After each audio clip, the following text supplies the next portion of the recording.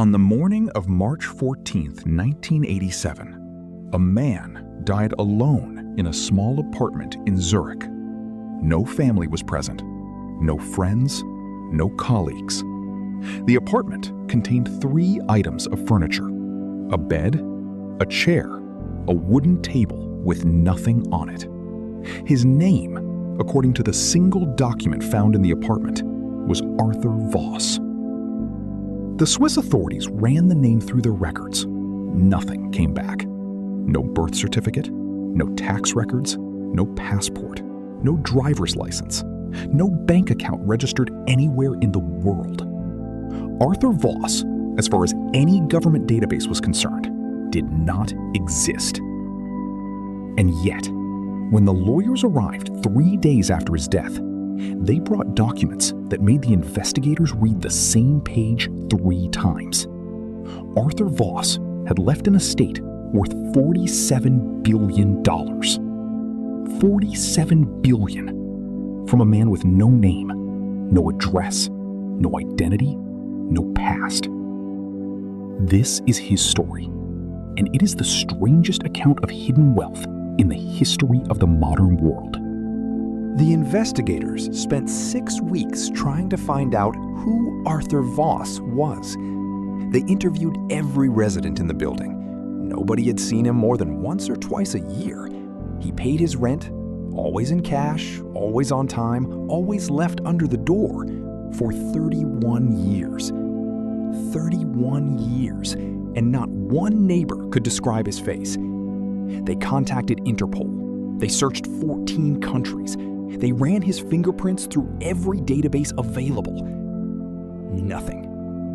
The lead investigator, Klaus Brandt, a veteran Swiss detective, had spent 23 years on financial crimes. He had seen tax fraud, money laundering, shell companies. He had never seen anything like this. Because Arthur Voss had not hidden his money. Every asset, every account, every investment was recorded in a leather-bound ledger inside the table's drawer. 412 pages, holdings in 19 countries, real estate, private equity, rare metals on 3 continents. Arthur Voss knew exactly what he owned. He simply did not want anyone else to know. The ledger told a story, not in words, in numbers. The earliest entry was dated 1931. One transaction, a small plot of land in rural Austria for $1,200. In 1931, at the bottom of the Great Depression, when land was worth almost nothing and almost nobody had cash, Arthur Voss had cash. By 1935, he owned farmland across 4 countries, worth $40,000 at Depression prices. Then the war came, and Arthur Voss did something extraordinary. He sold nothing.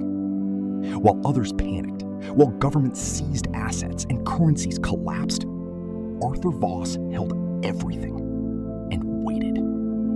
When the war ended in 1945, the land he had bought for $40,000 was worth $2 million. In 14 years, through the worst depression and the most destructive war in history, he had multiplied his money 50 times over. Not through cleverness, not through connections, not through luck, through patience and the absolute refusal to act on fear. He took that $2 million and moved into industrial infrastructure. Factories, port facilities, the unglamorous machinery of post-war reconstruction that governments desperately needed. By 1955, he had $12 million. By 1965, $80 million. By 1975, $600 million. Each decade, the number multiplied, not because he was taking greater risks, but because he was taking smaller ones. He understood something almost no investor ever truly learns. Wealth does not compound through brilliance. It compounds through time. Every year he held an asset. Every year he resisted the urge to sell, the asset grew, and the growth grew, and the growth on the growth grew. By 1987, the compounding that had started in 1931 had been running for 56 years. The number in the ledger was $47 billion, $322,411,000, and 62 cents. He had written the 62 cents. A man with $47 billion had taken the time to record 62 cents. Klaus Brandt read that entry 3 times and understood. This was not a man who had accidentally become rich. This was a man who had spent his entire life thinking about nothing else. The lawyers brought one more document, a letter written by Arthur Voss, dated 6 months before his death. The letter explained everything. Arthur Voss had been born in Vienna in 1908.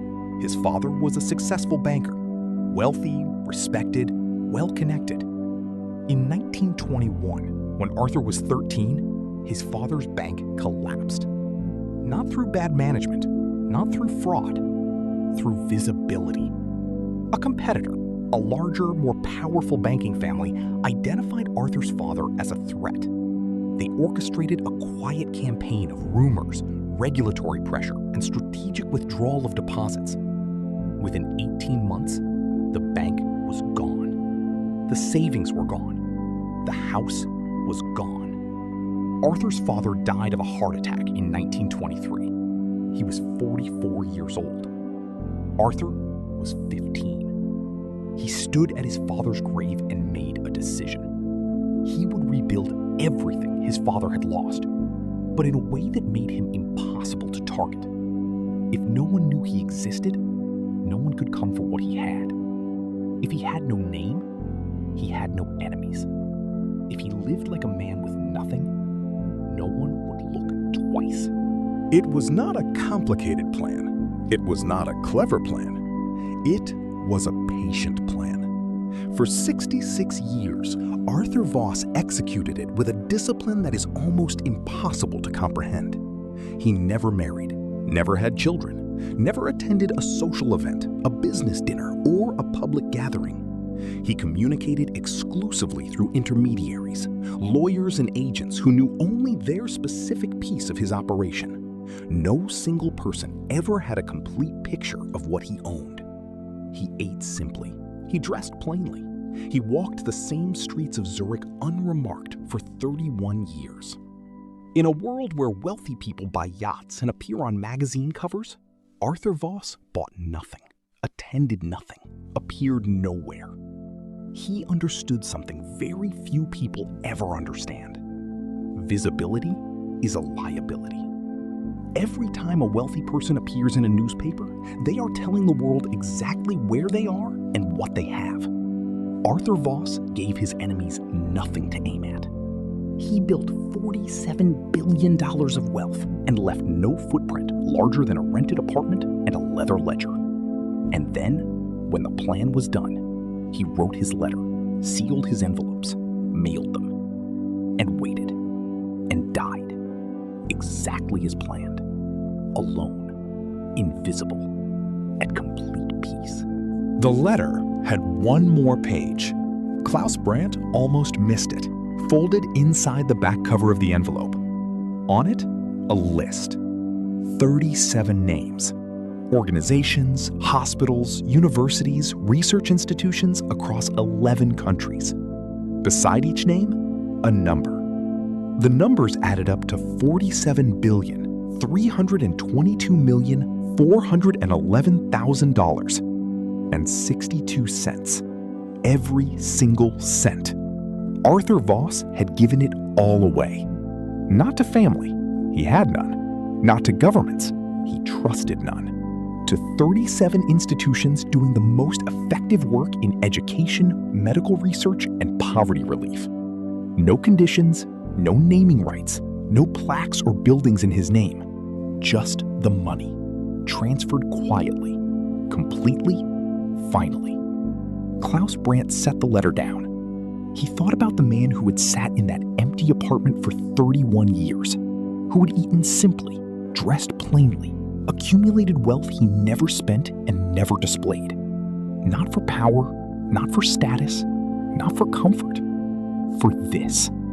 One letter, 37 names, 62 years of work. And then, nothing. Klaus Brandt would later say, in the single interview he gave about the case many years after retirement, that Arthur Voss was the only person he had ever encountered who had truly understood what money was for.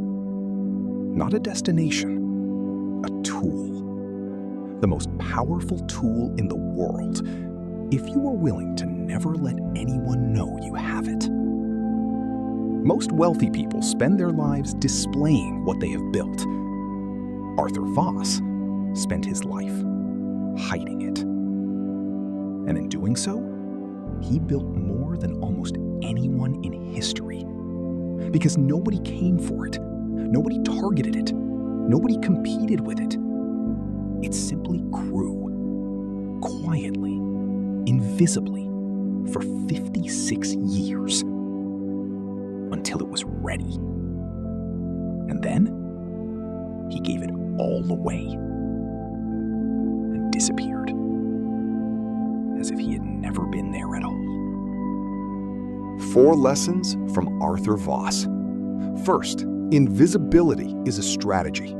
The more visible your wealth, the more vulnerable you are. Arthur Voss made himself invisible and built more wealth than almost anyone in history. The lesson is not to hide. The lesson is that the most dangerous thing you can do with power is announce it. Second, patience is the most powerful financial force. Arthur Voss bought land in 1931 and held it through a world war. He did not react to fear. He did not react to greed. He simply waited. Most people know this lesson. Almost nobody is capable of actually living it. Third, complexity is a weakness.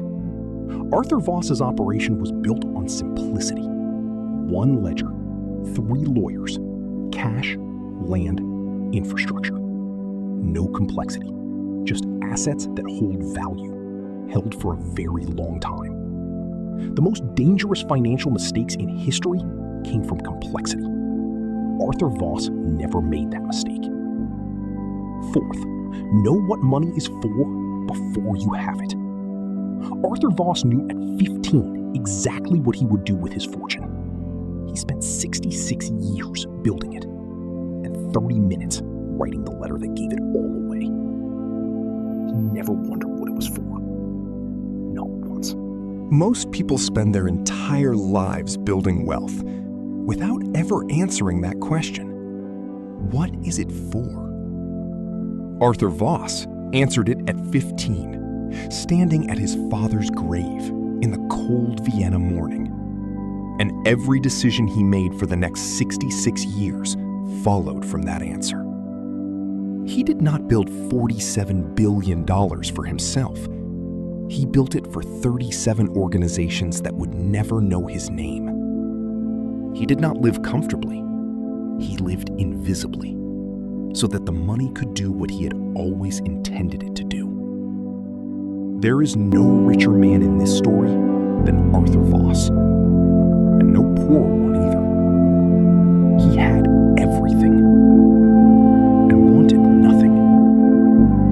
If this story changed the way you think about money, subscribe, because next week we uncover another story that history forgot.